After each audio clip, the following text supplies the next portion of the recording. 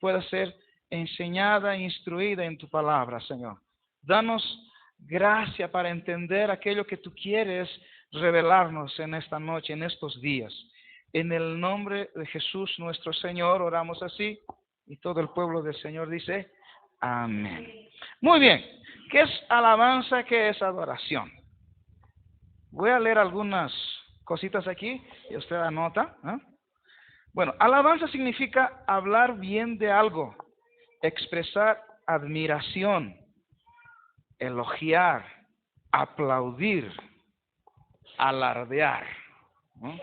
Cuando tú hablas de alabanza, estás haciendo eso, estás expresando un tipo de admiración.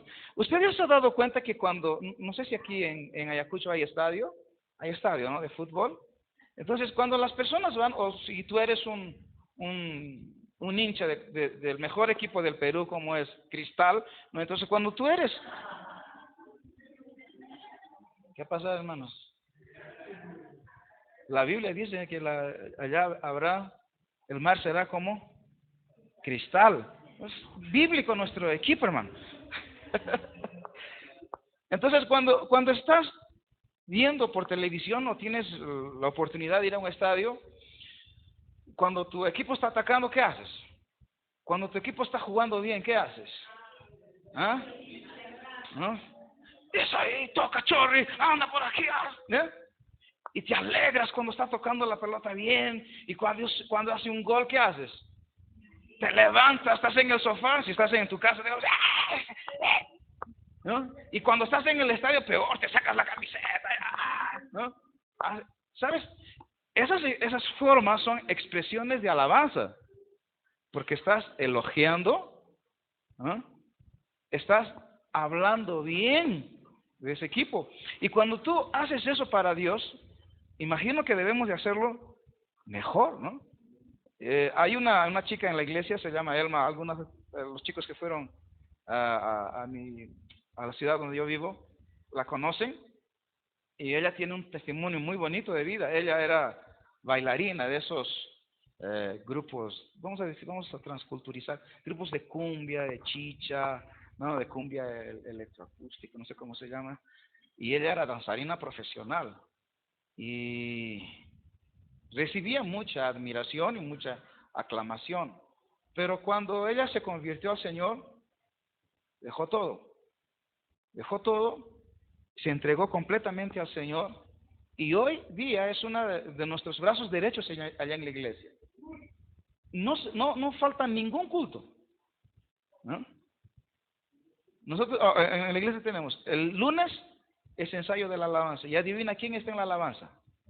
Elma. Los martes tenemos oración, y adivina quién está orando allá con nosotros. Elma. Los miércoles tenemos grupo de adolescentes, una reunión con los adolescentes que le llamamos el grupo de las princesas. Y adivina quién está allá. Ella. Los jueves tenemos estudio bíblico. Casualmente en este mes estamos estudiando escatología, ¿verdad? Y adivina quién está allá. Elma. Los viernes tenemos culto de liberación, de oración. Y adivina quién está en ese culto. Elma. Los sábados tenemos culto de jóvenes. Comenzamos a las 7:30. Y adivina quién está allá. Elma. Un poquito más. Los domingos tenemos culto de celebración. ¿Y quién está celebrando? Y ella dice así: yo cuando estaba en el mundo, yo no tenía dinero para ir a una fiesta. Yo hacía de todo, me conseguía dinero de donde sea, pero yo iba a esa fiesta. Y si yo hacía todo ese esfuerzo para estar en esos lugares que no eran de Dios, ¿cómo ahora que conozco al Señor, conozco la verdadera palabra de Dios, conozco al Señor que me amó, que me salvó, cómo no voy a hacer todo ese esfuerzo? Entonces, Dios merece ser elogiado, Dios merece ser aclamado, Dios merece ser hablado bien, ¿no? Dios merece todo el esfuerzo que tú hagas. Dios merece que tú saltes, Dios merece que tú grites, porque si tú haces eso por tu equipo, más deberías hacerlo por Dios. Amén. Entonces, ya ves, ahora los hombres que ya no hablan mucho amén, ¿no? Entonces, si haz eso a partir de hoy, hermano, aprende a alabar al Señor. Cuando todo haces eso, estás alabando al Señor. Y ahora, ¿y la adoración? ¿Cómo es la adoración? La adoración significa expresar reverencia. Significa tener un sentimiento de admiración y prostrarse delante de del objeto de adoración que es el Señor, dándole referencias. Hay un salmista muy conocido aquí en Latinoamérica, se llama Marcos Witt, ¿no? Y él hace un ejemplo muy bonito en relación a alabanza y adoración. Él coloca este ejemplo de la siguiente forma. Cuando el papá está viniendo de su trabajo, su hijito está en su casa esperándole. Y cuando papá abre la puerta, su hijito va corriendo, hace una fiesta porque papá ha llegado, le abraza. Y papá, qué bien que estás aquí, te hemos esperado, vamos a jugar y todo eso. Pero pasa un tiempito y esa euforia cambia. Ya no es más esa alegría, sino más son besos, abrazos, y ahí el chiquito le dice, papá, te amo, te quiero, tú eres mi héroe. Entonces cambia de un estado de euforia a un estado de intimidad plena. Y justamente la alabanza es cuando haces fiesta y la adoración es cuando hay una intimidad, hay un ambiente más suave, más bonito, más acogedor. Amén.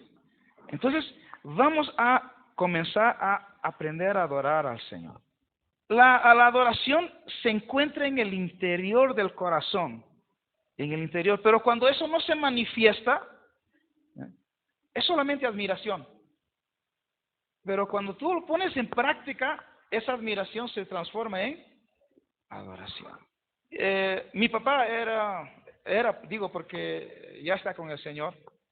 Mi papá era del interior de Puno, él nació a orillas del lago Titicaca y era una persona criado a la antigua, ¿no? De la moda antigua.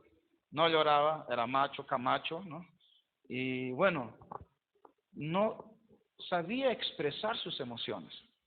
El nacimiento de sus hijos, nosotros le ayudó un poco, pero continuaba con esa mentalidad y esa enseñanza de que el hombre no llora, ¿no? No sé si ustedes han sido criados así, ¿no? El hombre que es hombre no llora. Si tú lloras, ya no eres hombre.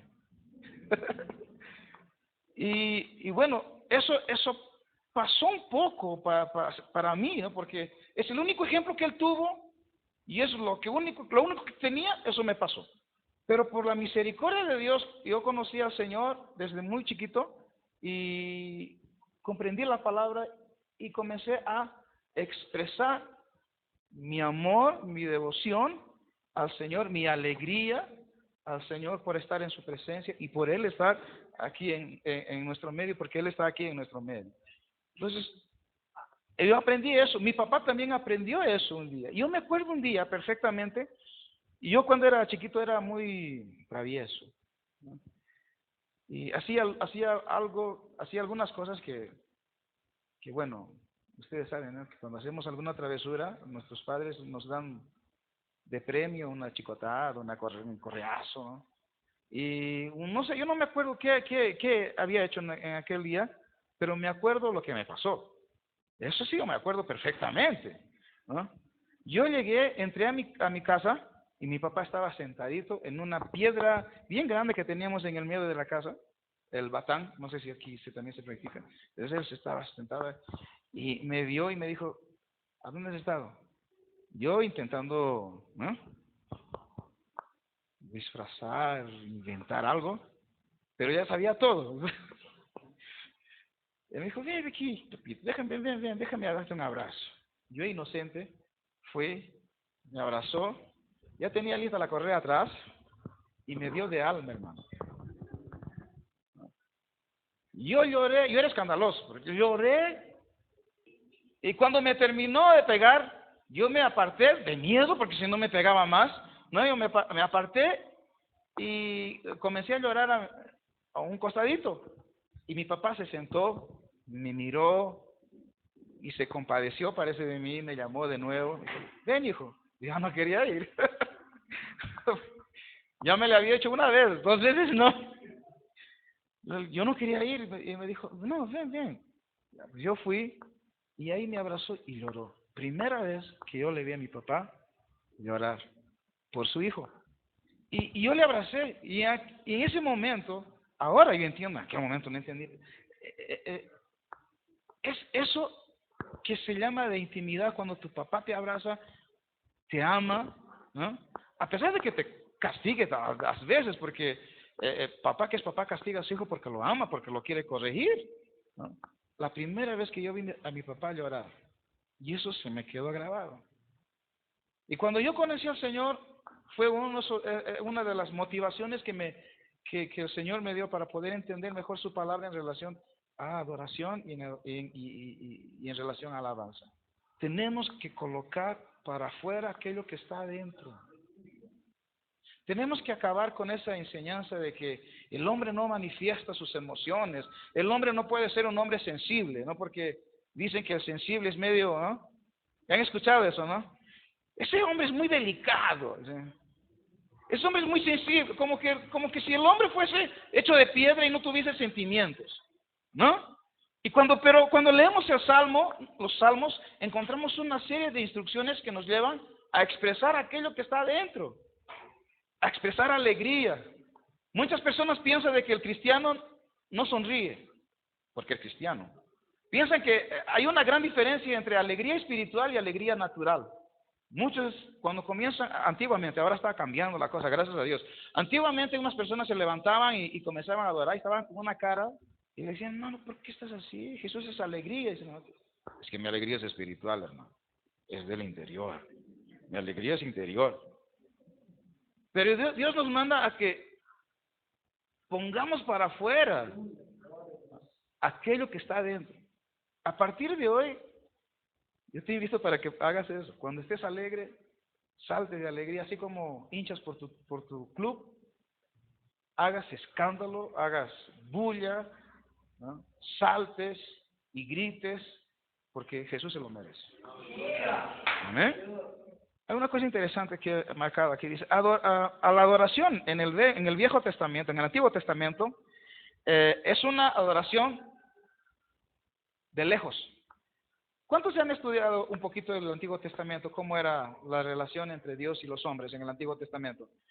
Dios instituye una casta sacerdotal, que es la tribu de Leví, que sirve al Señor primero en el tabernáculo, posteriormente en el templo. Y esa casta, ese grupo selecto, fue escogido por Dios justamente para servirle en esa área y en la adoración. Pero en el Antiguo Testamento habían los levitas, los sacerdotes y el sumo sacerdote. El tabernáculo estaba dividido en 3 partes: el patio, el lugar santo y el lugar santísimo. En el patio podían estar todos los levitas. En el lugar santo, los sacerdotes. Y en el lugar santísimo solamente entraba el sumo sacerdote una vez por año. Si yo era de la nación de Israel, pero era de la tribu de Benjamín, yo no tenía acceso. Si yo era de la tribu de Judá, también no podía entrar en el tabernáculo, porque solamente la casta levítica podía entrar allí. Y menos pensar entrar en el lugar santísimo, porque solamente el sumo sacerdote entraba. Cuando vemos adoración e intimidad de Dios con su pueblo, vemos esa lejanía. Pero cuando nos vamos al Nuevo Testamento, a través de Jesús, a través del sacrificio perfecto de Jesús, ya no hay más barreras. La Biblia dice que somos real sacerdocio. O sea, cuando aceptamos a Jesús, Él hace que seamos sacerdotes. Y como sacerdotes podemos entrar a la misma presencia de Dios. El sumo sacerdote, una vez por año, entraba al Señor con todas sus vestimentas, porque si había alguna cosa mala en su vida, era automáticamente fulminada en aquel lugar. O sea, aparte de ser lejana, era también con un poco de miedo. Pero cuando estamos en Jesús, nosotros no tenemos miedo de entrar a la presencia del Todopoderoso Dios. En el Nuevo Testamento, a través de Jesús, hay una cercanía. Dios está cerca de ti. Dios expresa, Él quiere vivir, como dice la palabra, dentro de ti. Dios habita en ti a través de su Espíritu Santo. Por eso que la palabra dice que nosotros somos templo del Espíritu Santo, ¿no? Algunos somos catedrales del Espíritu Santo, ¿no? Pero bueno, pero somos templos del Espíritu Santo. Y querido, la adoración tiene que ser no solamente un tiempo, un momento, porque se confunde mucho. Vamos a la iglesia y en la iglesia vamos a adorar y vamos a alabar. No, no es en la iglesia que se hace eso. También se hace eso. La adoración en tu vida tiene que ser constante. Todos los días, 7 días por semana, ¿no? 24 horas por día. Adorando y alabando el nombre del Señor. No es solamente en la iglesia, puede ser en tu casa. En cuanto estás lavando tus vajillas, estás glorificando al Señor, hablando en lenguas, limpiando tu casa, en tu trabajo. La adoración tiene que ser constante. Dios nos ha llamado justamente para adorar. Hay un libro muy interesante que estoy leyendo, el autor es John Piper, y el libro, si no me equivoco, en español es Que todas las naciones te adoren, más o menos te alaben. Y él afirma en su introducción, él le dice así que el objetivo prioritario de Dios para la humanidad no es misiones, es adoración. ¿Existen misiones? Porque no existe adoración en algunos lugares. Y es por eso que Dios quiere implantar la adoración en otros lugares. Y eso es misiones. Implantar adoración donde no hay adoración. Entonces tú y yo estamos llamados a hacer eso. Implantar la adoración a Dios donde no hay. Y aquí en Ayacucho, imagino que tú sepas dónde hay lugares donde no se adora a Dios. Entonces tú estás llamado a implantar un lugar de adoración donde tú vives, donde tú trabajas, donde tú estudias. Que las personas entiendan que Dios no es un Dios lejano, que es un Dios que está presente, cerquita. ¿Sabe? Ahora, después de la muerte de Jesús, podemos afirmar que todos los seres humanos pueden relacionarse con Dios, así como Moisés se relacionaba con Dios cara a cara. Dios dice que Moisés es mi amigo. Y tú eres amigo de Dios. Amigo íntimo de Dios. Amén. Entonces, querido, instale adoración donde no hay adoración. Haz de la adoración un estilo de vida. No solamente un momento. Que tu vida sea movida en adoración constante. Amén. ¿Quién está anotando? Escriba. Primeras referencias bíblicas acerca de la adoración. La primera mención bíblica de adoración se encuentra en Génesis 22:5. Si tienes Biblia, por favor, busque. Génesis 22:5. Si hay algún valiente que quiera leerlo, por favor. Génesis 22:5. Es un profeta de Dios, un adorador. Más o menos se ubican, ¿no? ¿Qué historia es esa, no? Abraham va a sacrificar a Isaac. Y mira, observa la afirmación de Abraham. Dice, el niño y yo vamos a ir a adorar. Dios le estaba pidiendo ¿qué? Pero él dice, no, vamos a orar y después vamos a regresar. Esa palabra aquí es la palabra shahá. Y significa postrarse delante de Él, inclinarse con humildad, reverencia y respeto. Dios ordena que Abraham vaya a adorar. ¿Qué hace Abraham? Cuando Dios le dice que vaya a aquel lugar, ¿cuál es la respuesta de Abraham? Abraham obedece. van hacia el monte Moriah, Abraham sabía que tenía que sacrificar a su hijo. Isaac era la consumación, la realización de las promesas que Dios le había hecho a Abraham. De tu simiente serán benditas todas las naciones de la tierra.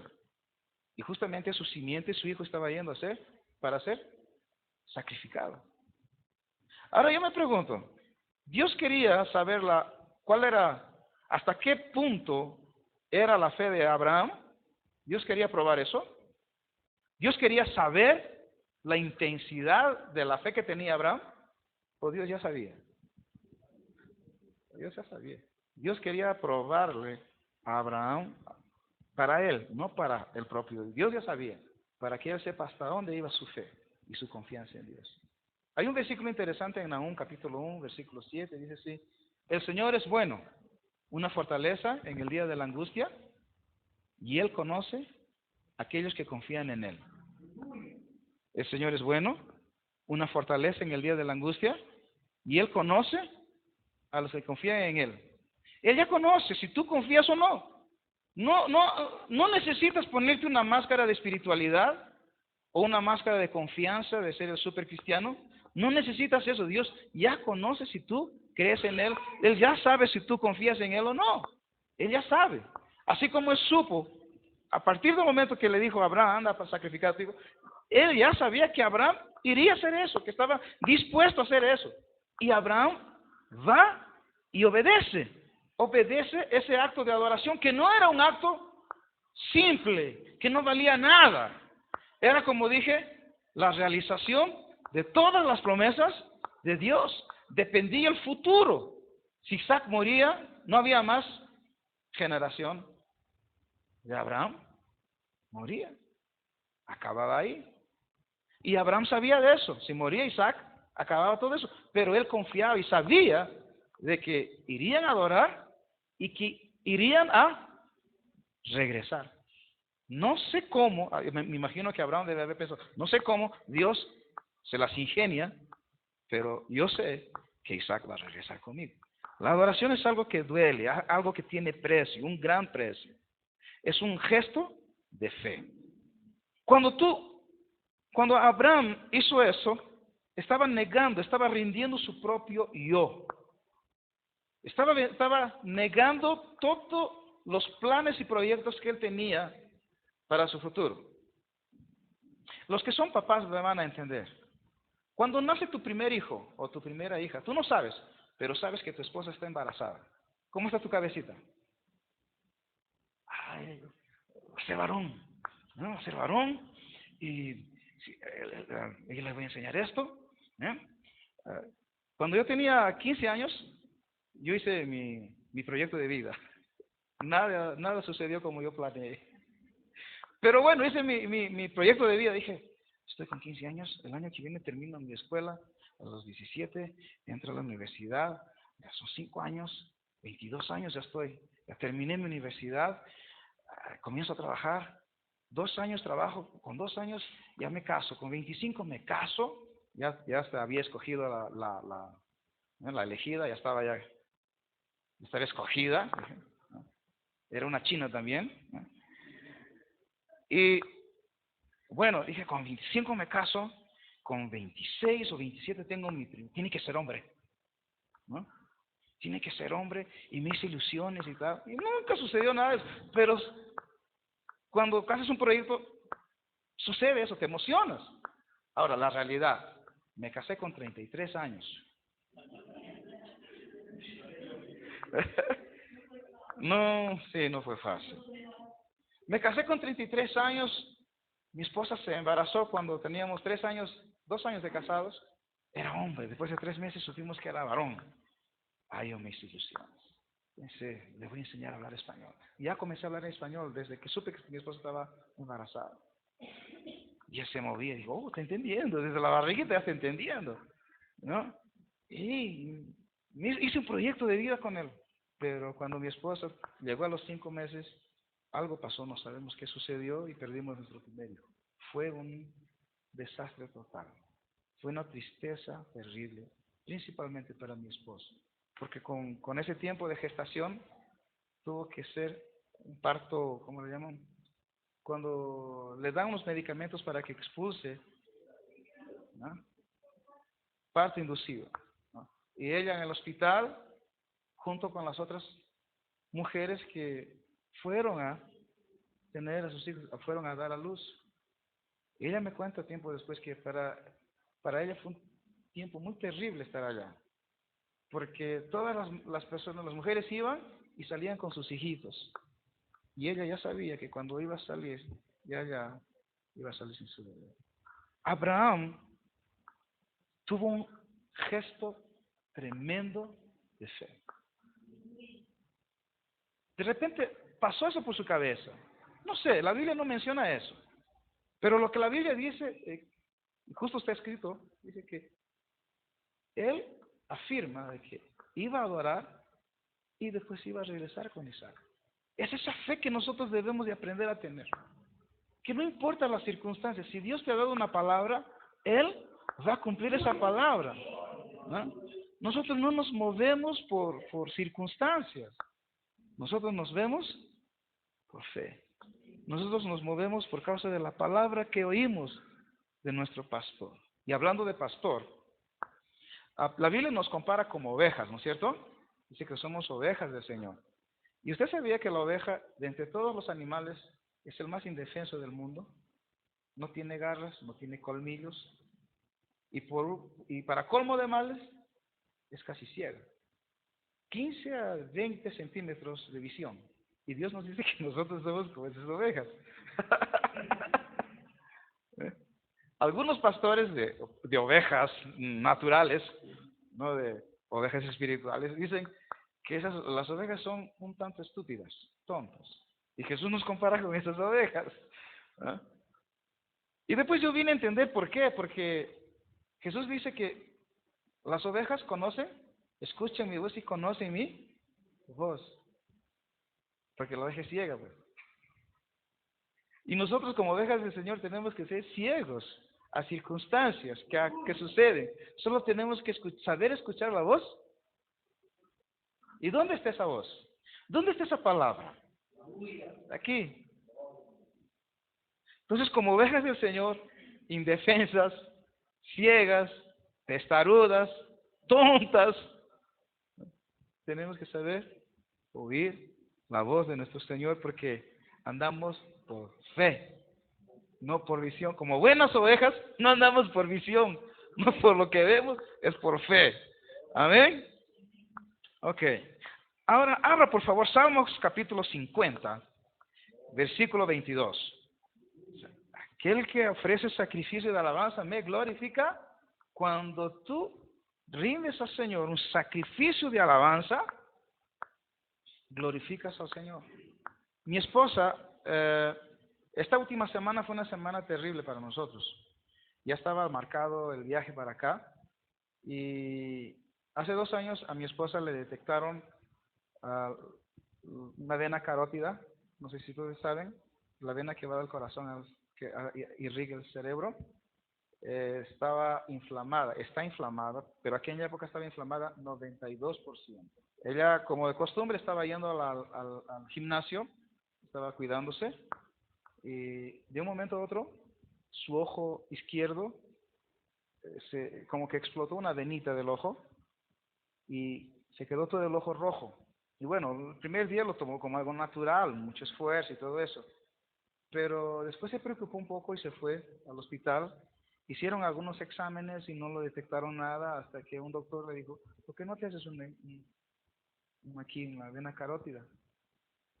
Y cuando fue, le detectaron que estaba 92% inflamado. Y fue terrible para mi esposa porque no le detectaron que estaba inflamado, pero no sabían la causa. Y la doctora que la atendió, cuando vio los resultados, le dijo, era para que estés muerta. Esas son las palabras de ánimo de esa doctora. En vez de decirle, sí, pero tú vas a vencer, no te preocupes, sé fuerte, ¿no? A cualquier momento, muerta, ¿no? Y ella vino pues totalmente triste. Y comenzó a llorar cuando me vio y me dijo, así, no, vamos a confiar en Dios. Dios tiene poder para poder curarte. Y confiamos en Dios y por instrucción del médico fuimos a un especialista porque presumiblemente era una doença una enfermedad que se llama Takayasu, que solamente se presenta en las arterias principales y cierra las arterias y la persona muere. Y mi esposa era solamente esa parte. No, lo normal era que en varios otros lugares también hubiese ese tipo de mal. Y bueno, comenzó a tomar algunos remedios corticoides. Y comienza a tomar ese remedio y mi esposa comienza a hinchar. Y tú sabes, una mujer se cuida, ¿no? Y cuando se ve eso se puso más triste aún. Pero ella recibió palabra del Señor que iba a ser curada. Entonces, por más triste que estaba, yo confío. Yo confío, yo sé que Dios me va a curar. Ya me dio una palabra. Y yo voy a confiar en la palabra y no en la circunstancia. Y estábamos bien, y estaba alegre. Dios me va a curar, Dios me va a curar. Y continuaba con los trabajos en la iglesia, animados y todo eso. Este viernes que pasó, después del culto se puso mala. Estaba faltando aire, no conseguía respirar y tuvimos que llevarla al hospital de emergencia. Lo que nunca le había pasado, presión alta, 18/14. Le pusieron los remedios en las venas y todo eso y salió de allá triste y desanimado. ¿Por qué a mí? Nunca tuve ese problema. Pero ahí, como buen esposo que soy, ¿no? Como buen esposo que debemos de ser nosotros, animar al esposo. Mi amor, vamos a vencer. Tú vas a pasar por este valle. Dios te va a dar la victoria. Y ella, escuchando la palabra, sí, el diablo no me va a vencer. Ahí sábado, después vino domingo. El domingo dio su testimonio, dijo, el diablo quiere hacerme caer, pero quien va a caer es él. Yo no, que yo estoy firmado en Jesús. Y ahí manifestó su fe, su confianza en Cristo Jesús. Terminó el culto, antes de dormir, comienza a pasar mal de nuevo. Y nuevamente el hospital. Y nuevamente el remedio en las venas. Y conversando con ella dije, ya amor, ¿cómo estás? Estoy triste, pero no estoy vencida. Yo sé que voy a vencer. Y yo me quedé un tanto así medio preocupado, ¿no? Porque ya el lunes partimos para acá, ¿no? Eso sucedió el domingo en la noche. Casi no dormí bien del domingo para el lunes. Pero bueno, yo oré al Señor y le dije, Dios, si tú nos has dado una palabra, entonces se va a cumplir. No importa lo que suceda. No interesa las circunstancias, no interesa lo que el diablo quiera hacer. Si tú tienes una palabra, que ya nos has dado esa palabra, entonces descansamos en ella. Y va a suceder. Confiamos. Es un acto de fe. Y ese acto de fe glorifica al Señor. Lo que haces toca el corazón de Dios. Y eso es lo que todo adorador debe de hacer. Querer tocar el corazón de Dios. ¿Pero para qué? No, Señor, ahora que te toqué, dame esto, dame el otro. ¿No? Nosotros seres humanos somos muy terribles, ¿no? A veces pensamos que Dios es nuestro siervo, ¿no? Le pedimos tanto. Hay personas que cuando oran solo piden. O sea que su oración se reduce al pedido. Si no hay pedido, acabó oración. Ya no hay vida de oración. Hay personas que piensan que su vida cristiana se resume a venir un domingo. Solamente los domingos. O sea que si se acaba el día domingo, no hay vida cristiana. Acabó su vida cristiana. Todos los días, dice un himno en portugués, todo el día es día de adorar al Señor. Todo el día, a cada momento, a cada segundo. No viendo las circunstancias, adorando por fe. Todo lo que Dios te ha prometido se va a cumplir. Y tú tienes que descansar en esa palabra y continuar adorando al Señor. Las circunstancias no pueden callar tu adoración, no pueden impedir tu alabanza. glorifica al Señor, continúa haciendo eso. Amén. Hago parte también del equipo de la alabanza en la iglesia. Y nosotros que estamos aquí vemos, de cierta forma, algunas actitudes y comportamientos de las personas que están en el culto participando de la adoración, de la alabanza. Algunas personas, unas no participan, simplemente están ahí, comienza la alabanza y está chiclete, ¿no? Otras conversando con la amiga, ¿no? Después de una semana no se vieron. El domingo es el día de conversar con la amiga, ¿verdad? Justamente a la hora del culto. Están conversando en medio de la alabanza. Y nosotros que estamos enfrente vemos y nos da unas ganas de coger la guitarra. ¡Pah! ¡Sal de aquí! ¿Para qué has venido? Si no vas a estar participando. Pero nos aguantamos y pedimos gracia y misericordia al Señor.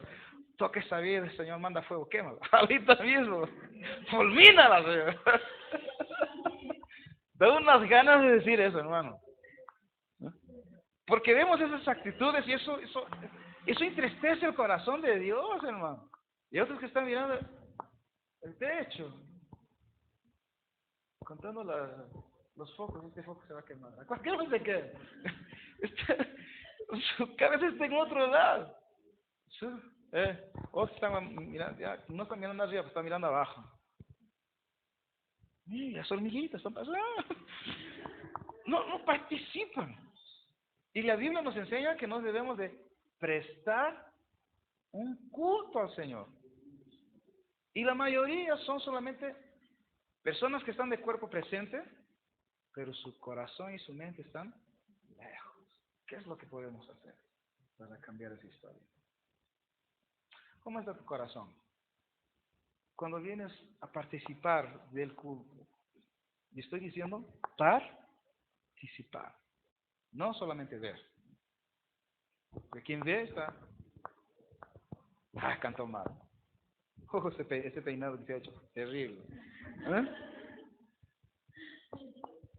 Participar quiere decir involucrarse, ser parte. No, pastor, yo no canto porque no tengo bonita voz. No interesa, hermano. ¿Sabes? Cuando tú comienzas a cantar al Señor en adoración, tú piensas que vas a espantar a todo el mundo, ¿no? Cuando cantas con esa voz. Pero, ¿sabes? Cuando Dios escucha tu adoración, para Él es la voz más linda que Él escucha. Cuando lo haces de corazón, cuando participas en adoración, cuando te inclinas, tu espíritu está arrodillado delante de la presencia santa de Dios. Cuando comienzas a expresar tu adoración y tu alabanza al Señor, Él se detiene y escucha, presta atención porque le agrada que tú hagas eso. Le agrada que tú hagas eso. Participe, hermano. Por más que tengas una voz, que te salgan los gallos, ¿no? El gallinero entero. Pero alaba al Señor lo que está diciendo. Señor, me salió un gallo. No, te salió el gallinero todito. Mismo que sucede eso, hermano, continúa. No te avergüences. No te dé temor. Participa. Para Dios es la mejor voz del mundo. Ten en cuenta que estás entrenando, porque allá en la eternidad estaremos adorando eternamente al Señor. Entonces, cabe aquel que sabe que va a estar allá, tiene que entrenar, ¿no? Entonces, entrena a partir de hoy, hermano. Se esfuerce en cantarle al Señor, se esfuerce en dar todo al Señor. Amén. Ahora, hay una palabra que nosotros usamos, que es la palabra iglesia. Iglesia viene del griego eclesía, ¿no? Que significa aquellos que son llevados para afuera. Y nosotros podemos darle dos interpretaciones a eso. Uno, porque fuimos llevados para afuera del infierno, porque antes estábamos en el infierno, antes éramos enemigos de Dios, y Dios en su infinita misericordia nos sacó de ese lugar. Hoy somos amigos de Dios, y más que amigos, somos hijos de Dios. Y más que amigos, más que hijos, somos novia del Señor, ¿no? Entonces somos sacados de ese mundo. Esa es la primera aplicación. La segunda aplicación es que como iglesia tenemos que ser sacados de las cuatro paredes para afuera. Somos llamados para ir afuera. Siempre me gusta decir de que aquí en la iglesia es fácil adorar y alabar al Señor. Muy fácil saltar, pular y gritar. Allá afuera es un poquito más difícil. Haz eso allá. Canta al Señor un corito, solito, como loquito, ¿no? Ya me olvidé de los coros en español. Haz eso allá afuera. Las personas te van a llamar de loco, pero Dios te va a llamar de hijo. Y sabe, es ese tipo de personas que el libro de Juan dice que Dios está buscando. Adoradores que le adoran en espíritu y en verdad. No es solamente el tiempito aquí en el culto, como ya les mencioné anteriormente. Es toda tu vida adorando al Señor. Como loquito. Adorando, hablando en lenguas, orando al Señor, ¿no? Las personas te van a mirar de raro, las personas te van a ver y van a pensar, necesita ir a un hospital psiquiátrico o a un manicomio. Pero cuando tú estás haciendo eso, estás alegrando, tocando el corazón de Dios. Amén. Y todos aquellos que somos llamados para afuera, tenemos que llevar la adoración para afuera de nuestras cuatro paredes. Todos los que somos iglesia, tenemos que ser santos. Porque la palabra del Señor dice que sin santidad nadie verá al Señor. ¿Qué significa ser santo? Aquel que nunca más va a cometer pecado o separado para Dios. El apóstol Juan en una de sus epístolas dice, hijitos míos, yo les escribo esta carta para que no pequen. Pero si alguien peca, tenemos a quién por abogado, a Jesucristo. Entonces, cuando estamos en este mundo, llamados para ser santos, llamados para ser los que tienen que ir allá afuera, a los que quieren aproximarse al Señor, en un determinado momento vamos a equivocarnos, porque somos de carne y hueso, somos carne, ¿no? Pero va a llegar el día en que esta carne mortal se vestirá de inmortalidad, ¿no? Y este cuerpo corruptible se revestirá de incorruptibilidad, ¿no? Y seremos transformados y llevados, arrebatados. Pero que hasta que eso suceda, estamos en una lucha contra nuestra carne, ¿cierto? Pero tenemos que batallar todos los días para que la carne no venza. ¿Cómo vamos a hacer para que la carne no venza? Tenemos que alimentar el espíritu. Simple, ¿no? ¿Y cómo alimentamos el espíritu? Orando, leyendo la palabra, ayunando, viviendo una vida de santidad, siendo participativos en la iglesia, ¿no? Siendo personas que trabajen, pero que no den trabajo. Hay personas que dan trabajo, no trabajan, pero dan un trabajo, ¿no? Allá en mi iglesia hay algunos, aquí no hay. Pastor Roger ya me falou aquí, esa iglesia, si el Señor toca la trompeta ahorita, todo el mundo se va.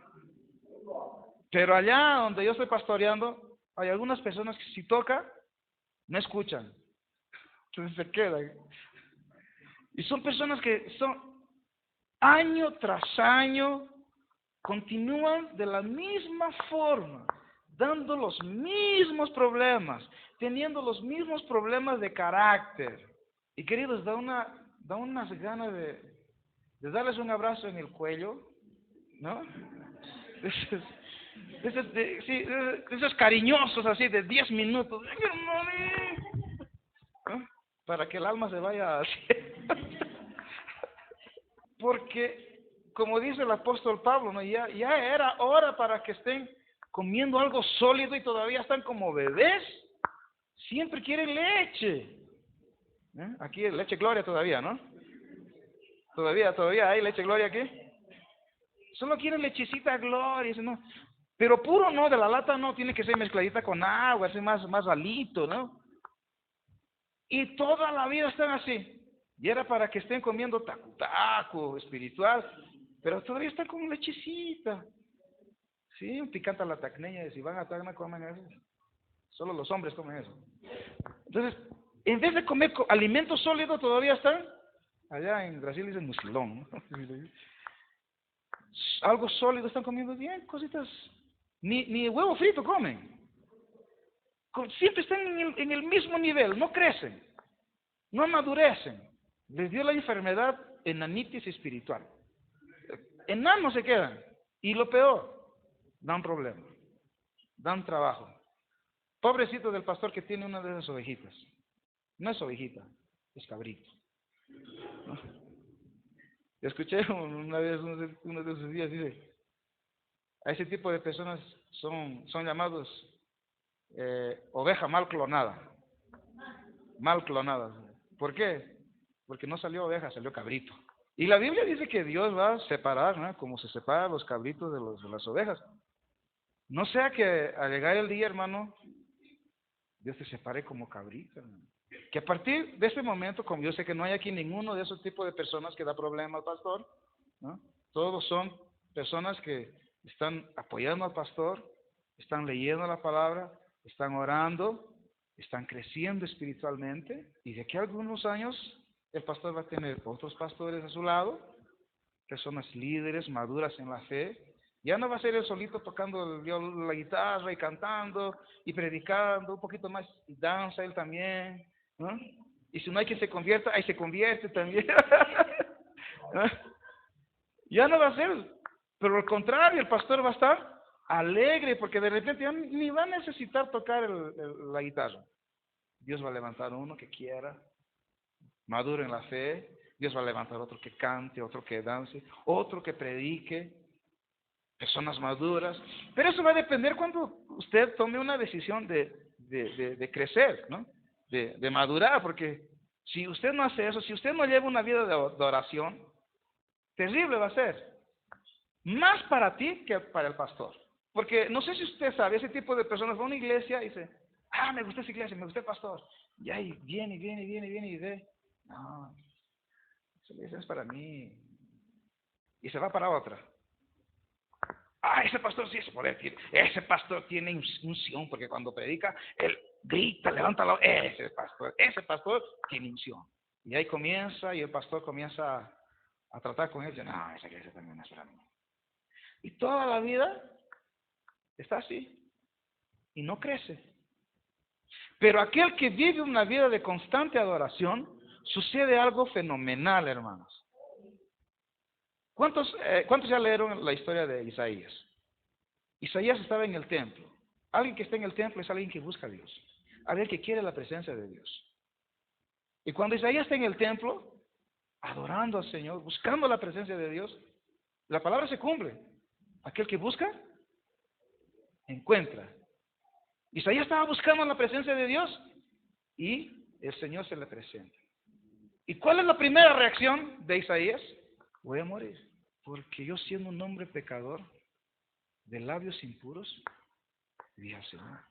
Entonces, cuando tú adoras al Señor, lo primero que Dios hace es que tú veas con tus propios ojos tu situación espiritual. Ahí tú vas a entender. Allá en mi tierra dicen chuta. Todavía estoy con esto, estoy haciendo esto malo.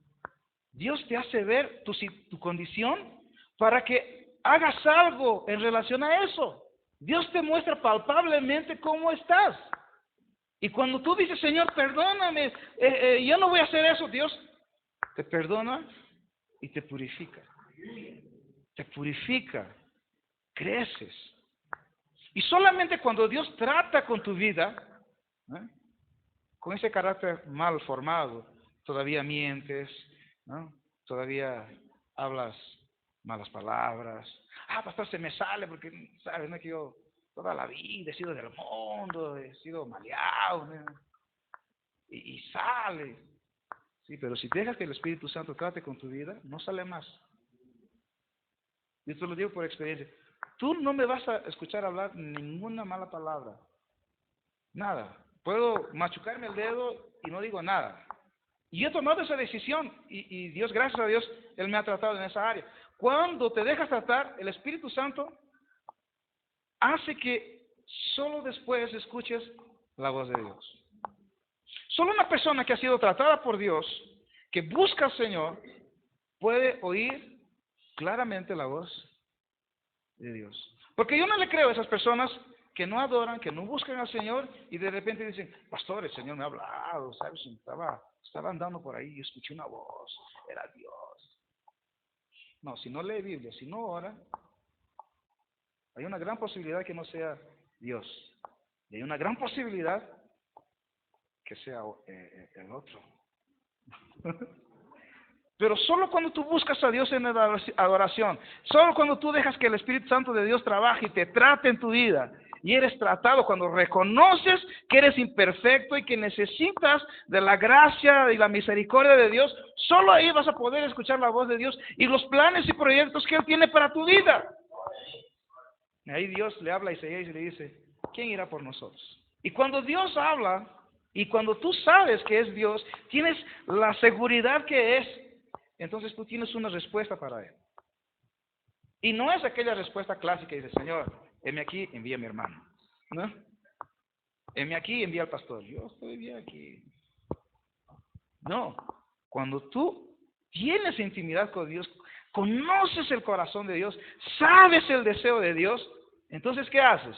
Simplemente le das una respuesta afirmativa al pedido de Dios. ¿Quién irá por nosotros? Isaías dijo, Señor, heme aquí, yo estoy aquí, Señor. Puedes usarme como tú quieras.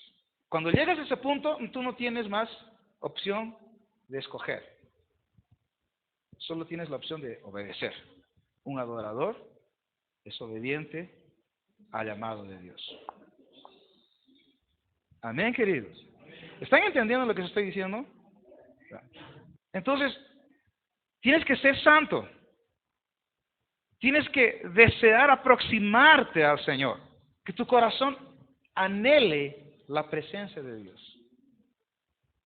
Que constantemente estés adorando al Señor, cantando himnos, orando o conversando con Él, ¿no? Pero que sea un tiempo de aproximación de intimidad constante, todos los días, todos los minutos, a cada hora. Y una vez más, lo que comenzamos diciendo al inicio, expresa aquello que está dentro. Él se lo merece. Haz el esfuerzo. Yo sé que por causa del temperamento de algunas personas es difícil, pero tú puedes hacerlo, vas a conseguirlo. Deja que Dios te trate, deja que Dios te use, deja que Dios permita que a través de ti se instale adoración donde no hay adoración. Amén.